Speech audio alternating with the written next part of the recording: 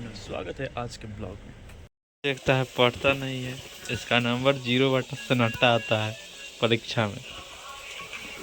Tuition fees का diary और मिल ही नहीं रहा है, पता नहीं कहाँ रखा गया है। मिल चुका है और इसमें देखता हूँ, ये मैंने फर्स्ट ड्राइंग बनाया है। अरे पलट जा। और ये सेकेंड है और ये थर्ड बनाया है। अभी मैंने किसी भी ड्राइंग को पेंट नहीं किया है और ये अभी बना रहा हूँ। ये मेरा वॉच है और अभी ऑन नहीं हो रहा है, बहुत दिनों से ऐसे ही टेबल पर पड़ा था। इसे चार्ज में लगा के देखते हैं।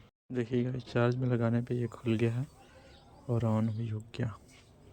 ये मेरे स्टडी टेबल का हाल, आज मैं इसे सुधारने वाला हूँ।